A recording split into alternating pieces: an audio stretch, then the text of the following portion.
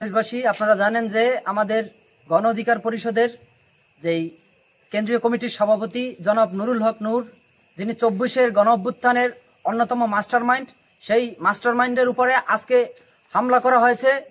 সেই হাসিনার পেটোয়া বাহিনীরা যেভাবে হামলা করত, আজকে এই গণ অভ্যুত্থান পরবর্তী সময় আমাদের নেতার উপরে এইভাবে হামলা, ন্যাক্কারজনক হামলা, তীব্র নিন্দা জানাচ্ছি। একই সাথে আমরা প্রতিবাদ জানাচ্ছি। আমরা এই কলাপাড়া উপজেলার গণ অধিকার পরিষদের পক্ষ থেকে বলতে চাই, সেই হাসিনার আমলে বিভিন্ন রকমের অন্যায়, অনিয়ম, হামলা, জুলুম শিকার হয়ে আজকের এই পর্যায়ে এসেছে গণ অধিকার পরিষদ। আপনারা জানেন যে ২০২৪ সালের যে গণ অভ্যুত্থান, সেই গণ অভ্যুত্থানে অন্যতম মাস্টারমাইন্ড হিসেবে আমরা গণ অধিকার পরিষদের সভাপতি নুরুল হক নূরকে জানি। কিন্তু সেই নুরুল হক নূরের উপরে আজকের হামলা, তাকে রক্তাক্ত করা মানে হচ্ছে আজকে সারা বাংলাদেশের স্বাধীনতার উপরে হামলা করা, সারা বাংলাদেশের স্বাধীনতাকে রক্তাক্ত করা।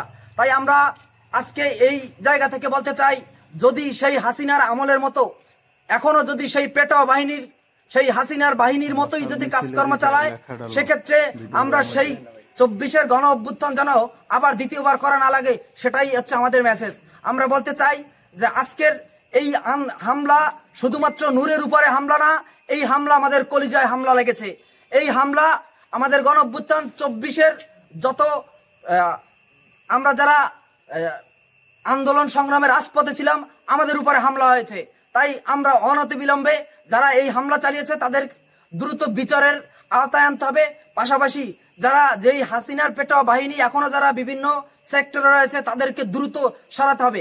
একই সাথে দ্রুত ব্যবস্থা না নিলে আমরা আমাদের সারা বাংলাদেশ থেকে সর্বোচ্চ